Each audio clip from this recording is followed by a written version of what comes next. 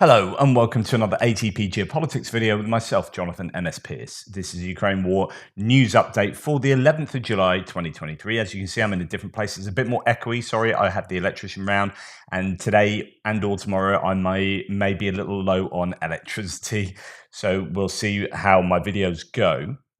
I do apologise, it's a little bit echoey. I'm somewhat down on tech as well out here, but nonetheless, let's get on and start with where we usually start, which is the Ukrainian general staff figures for the Russian losses for the day before.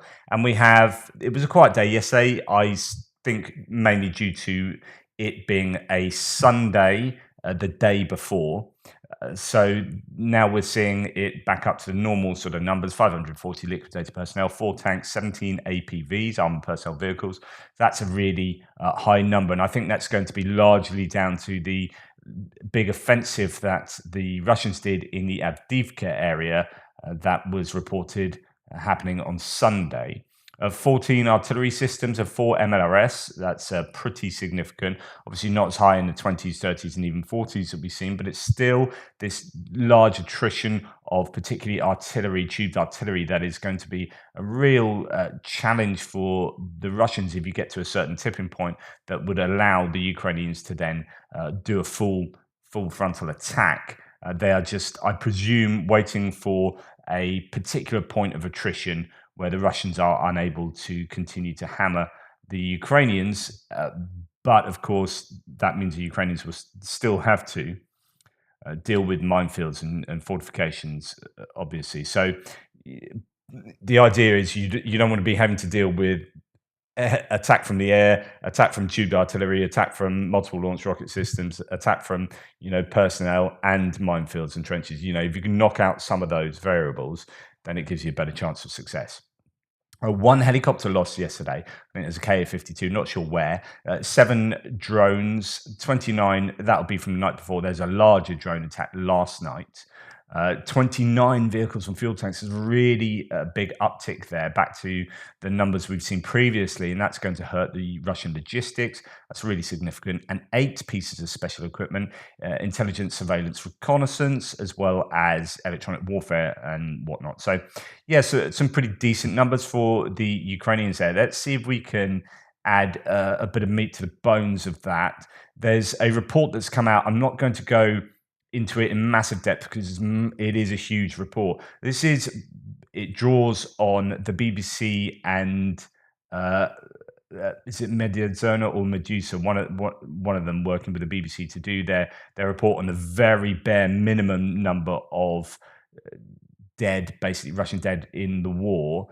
That is based on trawling social media, public declarations of death as a result of the war back in Russia. So they present a really bare minimum. It's quite stringent criteria to register those figures.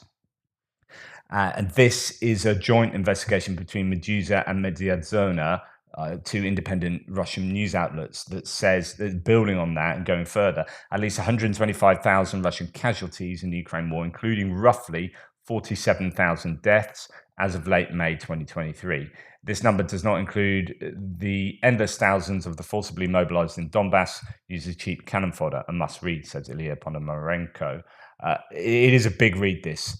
And we'll do it in an extra. So, Bring Out Your Dead, a joint investigation by Medusa and Mediazona, reveals the true number of Russian soldiers killed so far in the invasion of Ukraine. Roughly 47,000. That's how many Russian soldiers have died so far in the full-scale invasion. Well, if you compare that to what the general staff figures say, 235,000, there is a massive difference. And this is what leads some people to conclude that liquidated personnel does include casualties as well. And even then, there's still a huge difference. But again, this might be some kind of more benchmark, bedrock sort of foundation, and it's likely higher than that. But whether it's as high as the general staff figures, is a different question. So, according to a joint study of journalists Medusa and Mediazona and Tübingen University statistician Dmitry Kobak, analysing existing reports about published obituaries, mortuary data from the Federal State Statistics Service, and extensive records from the National Probate Registry, we estimate that between 40,000 and 55,000 Russian men under the age of 50 died fighting in Ukraine by May 27, 2023. When factoring the number of men wounded so seriously that they did not return to military service, Russia's total casualty count rises to at least 125,000 soldiers, based on our calculations. This figure does not include missing or captured soldiers or Ukrainian nationals fighting with Russian proxy forces based in Donetsk and Luhansk. We know there are many thousands of those, that latter figure, that have died. So if you're not basically including DNR and NLR figures, that will skew the stats downwards fairly considerably. In 15 months of fighting, 3 times more Russian soldiers died in Ukraine than Soviet troops over 10 years of war in Afghanistan. 9 times more soldiers were killed in Ukraine than in the first Russian-Chechen war between 94 and 96. And the numbers presented below are remarkable, not just because they signify tens of thousands of men Vladimir Putin has sent to die in a war of aggression, but also because the authorities have labored tirelessly to conceal the invasion's true and growing costs to Russians themselves. Now, there will be limitations to this study as well, and we'll look into that later. And they admit there are certain limitations. Again, it's somewhere to start, isn't it? Although I think there's a lot of work that has gone into this. And I think anyone interested in knowing what the true death and casualty rates are would need to take this into account for sure. I mean, this is going to be one of your main sources. It's easy to look at these figures and go, yeah, that many people have died. But that is going an awful lot on figures that will have an agenda, whether you like it or not. The Ukrainian general staff have an agenda to control their side of the narrative, and B, there'll just be guesstimation. When you're hitting a building where you don't know how many people are in there for sure, when you're hitting a number of APVs, you have to work out the number of people on average you think are in APVs when you're hitting them. And is that accurate, so on and so forth, and how many people died, how many people are injured, you just don't know. So a lot of the strikes are guesstimations. When you're striking a building with a Storm Shadow missile, how do you know how many people have died, so on and so forth? So you can see that there will be a huge margin of error there on the best of days. Right. So to kind of build on the losses, another video of convicts saying that they're being purposefully murdered with their own artillery shelling. Their company has lost 75% of its personnel. Those with wounds are allowed 2 days to heal before sending them back. And the convicts say they came to fight fashion, but turns out it's their command who are fascists. Just, yeah, incredible stuff. And this is coming from the horse's mouth. So yet another video talking about the idea that they're being sent into massacre, to be massacred, and that they are losing huge numbers of troops. A couple of significant losses, this one in particular. So this is the commander of the submarine Krasnodar was shot, and he was shot. Well, let's go and have a look at the account for what happened. So this is Tim White saying, Morna Ski murder and a theory that Ukraine got their man. Indeed, the man suspected of firing a missile which massacred many in Vinnytsia.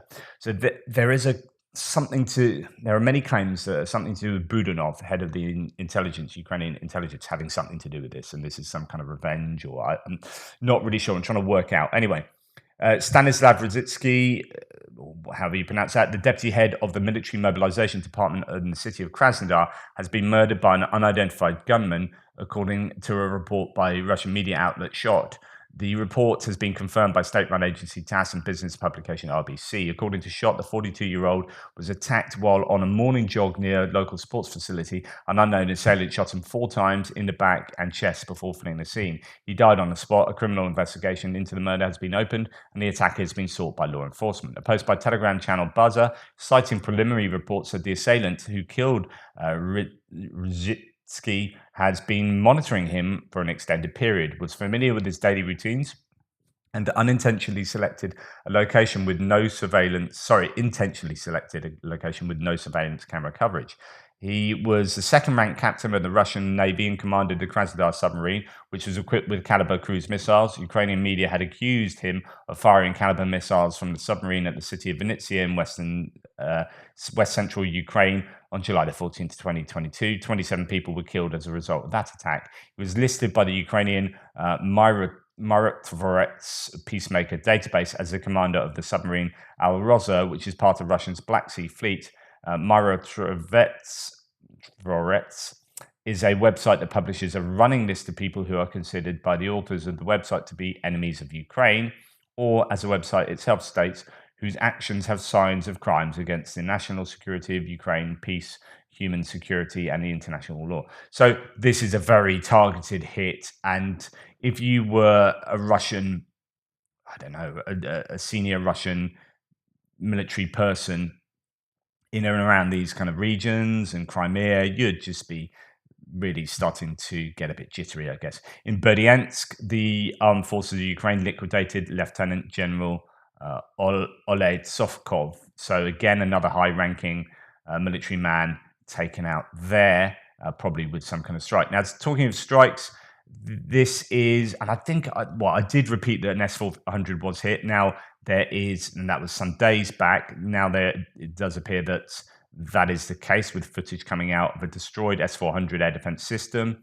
and the radar that goes with it. So that is and the Kamaz truck that was next to it too, taken out by a strike. This is really high value target. In fact, it's Russia's most valuable air defense system in operation. There is sort of talk about S-500s and whatnot, but no, this is, in some sense, and this will be a limited parallel, but it will be similar to the Patriot being taken out, as in it's their most high value system that they use. So that is a really big loss for the Russians, but I did report that one some time back. And just to add to some of the figures, here are two MLRS multiple launch rocket systems, two Grads being taken out in the same place, same time. Again, these are the kind of fairly high value hits that Ukrainians really want. Taking out two MLRS, when you're looking at these stats, 14 tubed artillery systems and 4 MLRS, well, there's two of them in one shot. So it gives you some sense that at least for the equipment, the claims of the general staff are at least based on somewhat on reality. Here we have Moscow area, thick smoke going across the motorway. In fact, I've seen this fire from several angles. It's much worse on other angles, I think. But you can see the amount of smoke that's coming out here. Gas cylinder exploding at a service station or something similar. So yeah, again, Russia has problems with fire. And then this is a Ukrainian one being hit. Now, why I'm showing you this? Apparently, this is a Lancet here. I don't think it is a Lancet. That's not Lancet. They have like wings that go like that, like an X shape. A couple of sets of those. So it's more like a sort of Polish war monitor or Warmate or whatever it's called. Yeah, Warmate, I think.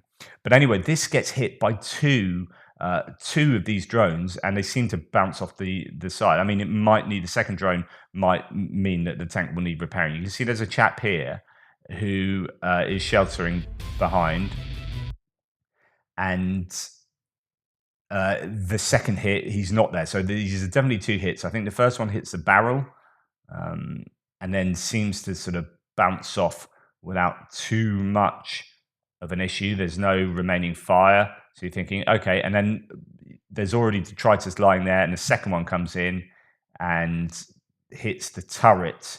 There's a little bit of a fire, but it's probably as a result of the explosive on the loitering munition rather than anything on the tank itself. But it would likely need a bit of TLC, that tank, but it just goes to show that some of these tanks, I don't know what tank that is. I presume this is a Western tank, and those are Russian kamikaze drones, but it could be the other way around. But it just goes to show that if some of these loitering munitions don't have the power to take out certain tanks. It depends where it hits, and that's the importance there. And I would say hitting it from the front is probably not your best option there. So it should have really circled around and hit it from the rear. That would be my thought. But anyway, with regard to strikes last night, Ukraine's Air Force reports a good night and day for their air defense. They say 26 out of 28 kamikaze drones. There's lots of footage of people shooting at kamikaze drones. I'll share some of that with you in an extra video. 26 out of 28 drones were shot down in the early hours of the morning. And during the day, 3 more Lancets attack drones were taken out. 5 observation drones were destroyed, and also a helicopter. Don't know if that is. No, that isn't actually a KF-52. That looks like a Me attack helicopter, but I don't know if there's any detail there. So I think it's just generic one helicopter. So that's a good day for the air defenses. Decent hit overnight for Ukraine. A Russian ammo or weapon store was destroyed in Henichesk in the Kherson region. That's quite a significant hit. Some explosions there, a lot of cooking off. That will give the Russians something to think about with how they store their supplies, but also going forward, when we see these repeated hits, at some point the Russians are going to be very low on ammo and supplies. So it's whether they are at that point at the moment. You hear a lot of Storm Z penal units, like the video we just seen, saying that they have a lack of artillery support, saying they have a lack of ammunition themselves. Is this as a result of repeated hits on Russian logistics? I don't know. Okay, moving on to other bits and pieces. We go first to Prigozhin. Now, I did report this yesterday in my extra video. Prigozhin met at the Kremlin 5 days after the mutiny on June the 29th. Met with the Kremlin and Vladimir Putin with some of his commanders as well. It's just really interesting that they had a 3-hour meeting with 35 people in total, and Surovikin is still missing. As I said yesterday, you've got a bunch of mutineers who shot down 6 or 7 Russian aircraft, one of them having like 10 very experienced Russian airmen in it. And these guys have been let off scot-free and get a meeting with Putin. And meanwhile, Surovikin, who was the most competent general for the Russians, arguably, despite him being a horrible human being, but he was competent at what he was set out to do, is still missing. He's been arrested, and he's the fall guy for these effectively Russian murderers, mutineers who have killed Russian servicemen. Putin goes and meets X and Y people, and some are complaining, some Russians are complaining. It's like, why aren't you meeting the families of the airmen who were killed? It's a wholly bizarre situation. Anyway, it happened. So Brady Afric is saying, and I reported partly on this yesterday in my Frontline update, that there's still, but this is just another bit of footage that's come out, scanning over the satellite imagery. Since Ukraine have started their counteroffensive, it's not like the Russians have stopped building their defenses. So as Ukrainian forces advance around Bakhmut, Russian forces are building new defenses in occupied territory. These Russian positions along a portion of the M03 highway east of Bakhmut were expanded over the last month. So extensive fortifications built in the last month around Bakhmut. So everywhere that the Ukraine are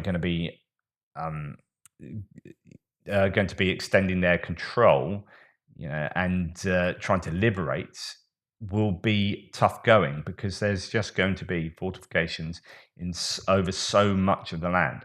Right, going on to, hey, me, I love to have I've got to mention Elon Musk at least once every day. Now, this is quite interesting. So just to let you know, there is a new kid on the block called Threads. Threads is owned by Meta. Meta owns Facebook, WhatsApp Messenger, Instagram. Threads is there. I think what happened is, as Elon Musk sacked a bunch of tech people from Twitter, they've gone and got jobs with Meta, and Meta now produced this competitor to Twitter called Threads, and they've rushed out its release, even though it's not remotely near finished yet, and it has lots of functionality that's still to be added on to make it more competitive with Twitter. But they had like 70 million people trying to join within 2 days, and so on and so forth. And there's all this fight, and then Elon Musk is said he's going to sue Threads. So we'll see what happens. But lots of people on Twitter saying, no, I'm not going to go over it. Doesn't have the functionality that we need, etc., etc. Chris O'Wiki here says Elon has secured the all-important Taliban endorsement of Twitter over Threads. Take that, Mark Zuckerberg. So the idea that the Taliban are saying, no, we prefer Twitter because we can say what we like. Twitter has two important advantages over other social media platforms. The first privilege is the freedom of speech. So it's like if the Taliban are endorsing it because they can spread their hate-filled disinformation, you're thinking, Second privilege is the public nature and credibility of Twitter. Twitter doesn't have an intolerant policy like Meta. Twitter will let Taliban have images of beheaded people and our narrative all over it, but Meta, for some reason, won't allow that. So anyway, just to give you a sense of what's going on. Military aid. Now, this is hugely significant, and I find it interesting. I haven't really seen any of these. There are no losses of these that I'm aware of, although I can remember, and we're not seeing them. So Canada, the Canadian armoured vehicle maker Rochelle, has delivered over 550 Senator high-tech armoured personnel carriers to the Ukrainian armed forces. Right, so they've already delivered 550, sorry. By the end of the year, that's going to be 1,000, says the senior company representative. So, wow, that's an awful lot of vehicles from Rochelle, but we haven't seen them. Where are these? And is this to say that you're going to have some nicely equipped brigades that are still yet to be brought to bear in this counteroffensive? Is it that these are being used behind the lines with border guards? I don't know, but it's great that they've got 550, and great that there's going to be 1,000 of these. I mean, I'd be interested to know from some military people, maybe, or people in the know, how these fare against other APCs. Are these decent bits of kit? However, Ukrainians need all they can get in terms of kit like that. Australia, and I know there was some talk between Zelensky and the Australian Prime Minister Albanese. I think they're talking at NATO summit as well. But Australia is to send an E-7A Wedgetail reconnaissance aircraft from the Royal Australian Air Force to Germany to secure humanitarian and military aid routes to Ukraine, the Guardian reported. So it's just adding to the capabilities of the Ukrainians, adding to the logistics situation with regard to providing both military and humanitarian aid to Ukraine. So that's really good stuff. And then we have the whole NATO thing happening in Vilnius. There will be, one assumes, and this is a claim here, significant, or in this case, a very substantial delivery of military equipment coming out of NATO. So NATO will be, yes, largely about NATO, who's in NATO, et cetera, but as they all get together and have chats, and we know that Zelensky will be there now, I believe, you can bet your bottom dollar there's going to be some, as they say, an announcement will be made about a very substantial delivery of military equipment, according to a high-ranking German representative in Berlin concerning Vilnius.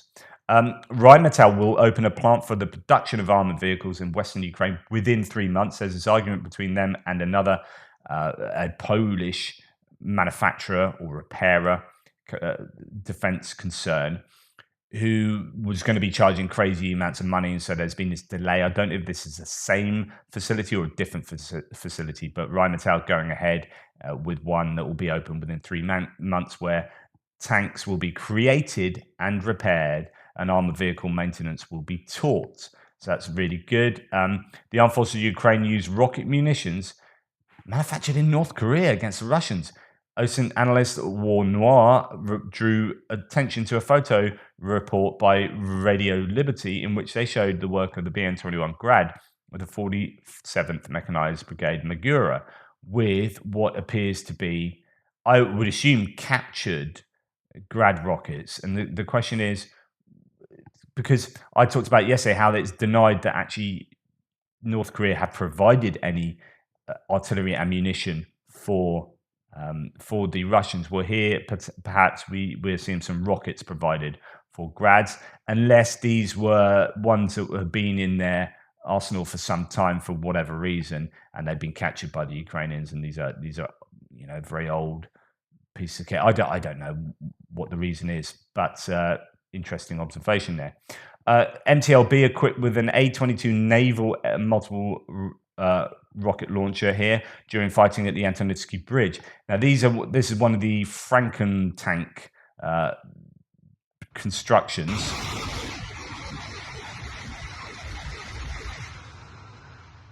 So we've seen this is a naval rocket launcher put on top of one of these APCs. I almost showed you some footage of helicopter rocket launchers put on top of these as well, firing off the other day.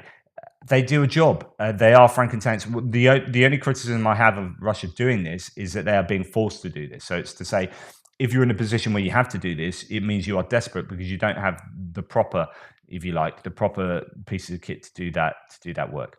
Anyway, moving on to the front line. I've got so much to say about the front line, but I'm only going to share a couple of these with you. There are some gains for the Russians around the Crimea area, around Dobrova, around the salient near Torska. The Russians seem to be doing quite well there. Video from the 23rd Battalion shows how Russian forces were targeted at Torska. Footage is 3 days old, but it can be assumed that the area is at least contested. This means the zone of Russian control and grey zone towards Torska is expanded, and that's geolocated. So that is a potential worry there. And then we have other maps to look at as well. So this is on a Vasilivka axis further to the south. Just going to go through what NOR report says first. Footage has emerged of Ukrainian units attacking just east of Robotna, confirming their presence close to the settlement. This is significant. Now, some of this footage is lost Ukrainian Bradleys and a tank, right? So it's kind of like we saw Malatak Tokmachka, except not nearly as bad. But the Russians are going to shout about that. However, it's about geolocating where that is, and the important part is it seems to be east of Robotna, which means that they have almost certainly broken that first line of trench defense. So that is really significant. And that was on the 6th or 7th of July, which is some 4 days ago. Fighting is occurring directly on both flanks of Robotna. The grey zone is slightly increased to the south. In other words, what I was reporting yesterday and the day before, that they could have broken east and west and they could be trying to encircle Robotna rather than take it head on, could well be the case, and confirmed by that attack, and there's geolocation of that attack there.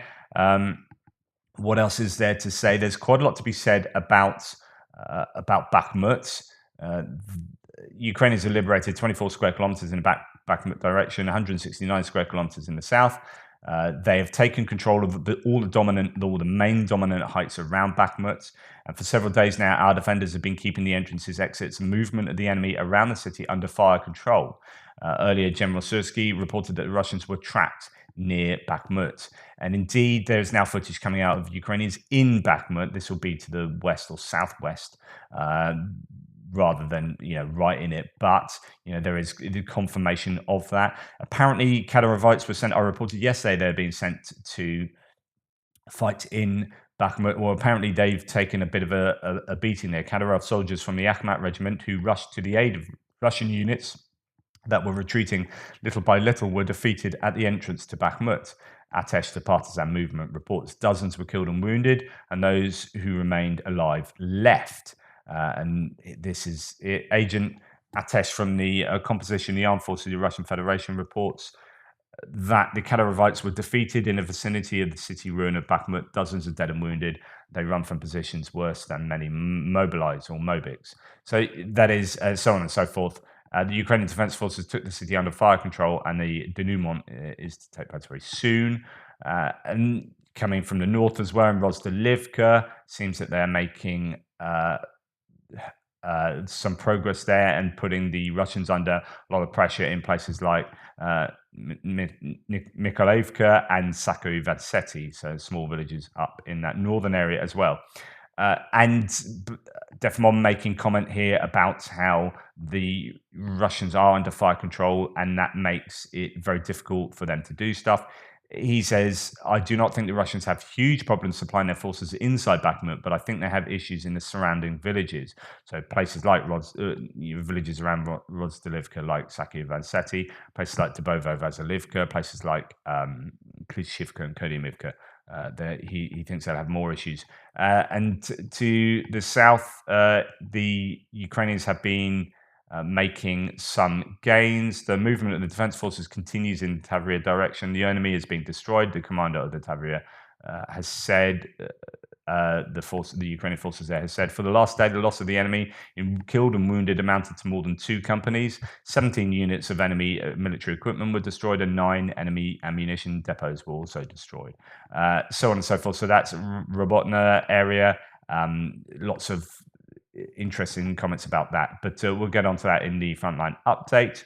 Just to let you know some of the aspects of what is going on. So now onto geopolitical stuff. As you can imagine, a lot of bandwidth is going to be taken up over the next few days with the NATO summit. Jens Stoltenberg here is announcing that, and this is one of the biggest bits of news, geopolitically for Russia, of course, this is an absolute disaster. One of their intentions was to, one of the reasons why supposedly they're in this war is because of NATO expansionism. So what's happened as a result of this war? NATO have expanded. Erdogan, Swedish Prime Minister, and Jens Stoltenberg here clasping hands. Erdogan has agreed to forward Sweden's accession protocol to the Grand National Assembly as soon as possible and ensure ratification. So as long as that goes through Turkish Parliament, which I presume it would, this will be a historic step which makes all the NATO allies stronger and safer. What it also does is it makes the area around the Baltic Sea absolutely where is it? For the first time since the 14th century, all the Scandinavian countries are in the same security alliance, Norwegian Prime Minister Støre told me at Vilnius. When we don't have interoperability, there are limits. Now it will be a completely different story. So with Sweden in NATO, you've basically got all the Scandinavian countries, the Baltic, Russia. If you look at a map and put all the NATO flags of all the nations who are in NATO around Russia, it's not looking good for them. Just what a shot in the foot this whole war has been for Russia and their place in the world. Biden will meet Zelensky tomorrow as part of NATO's summit in Vilnius, says the White House. So that is really significant. And you can imagine they won't agree to meet unless they've already up front agreed something significant. Now, Zelensky, as I've said before, Ukraine aren't going to get into NATO, and Zelensky, I'm sure, knows that, but he wants functionally the next best thing, and he's going to want security assurances that are really meaningful on a long-term basis that communicate to Putin that everyone is in this for the long haul, and you can't win by imagining everyone's going to get bored and just sort of eventually sidle off.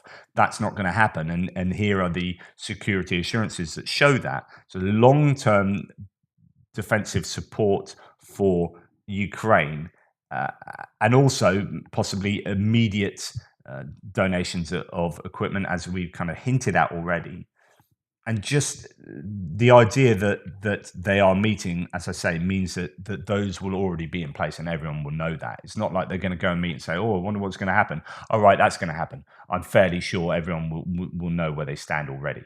A Lithuanian president believes that there should be more NATO military bases on Russia's borders. I mean, Putin, what a facepalm of a decision he made in February 2022. Goodness me. Turkey is turning from a neutral country into an unfriendly one. That's Viktor Bondarev, head of Russian Federation Council Committee on Defense and Security. This is Russia's response is, well, taking it out on Turkey. And I talked about this yesterday in terms of Turkey's posturing, which is they can still get the money coming in from Russia. That's not going to stop. Even all of this kind of rhetoric will not stop the money being laundered through Turkey. So they're going to be happy with that. And all the while, they are helping Ukraine so that they can have their accession to the EU taken more seriously. So there will be quid pro quos, of course. But Turkey, they've been very clear on positioning themselves. Some people are talking about how this is about knowing who is going to win. So predicting who's going to win in this conflict and then siding with them. So it could be an element of that itself. That's useful. There's so many memes going on about Putin now. Daft Putin saying, right, that's Erdogan unfriended on Instagram or whatever. So says Putin. The government of Serbia, the last thing to say, is going to purchase liquefied natural gas through a terminal that's being built in Montenegro, says Vucic. So Serbia bought most of its gas from the Russian Federation. I don't know where this LNG is coming from, but this is really significant. Uh, I think this is about Russia losing its position, even in places like Serbia and the Balkans and Hungary. Yes, they will be giving some rhetoric in support of Russia, but in real terms, I'm sure even in those places, Russia will be losing at least some influence. So this kind of stuff is pretty significant going forward. There'll be lots of caveats applied to that and details to be hammered out. But anyway, that's the news for today. Please like, subscribe, and share. Sorry if I'm a little bit echoey, and I'll get on with analysing the front line to see what's going on. I'm sure it'll be a case of lots is going on, but how much do we know about what's going on? Anyway, speak soon.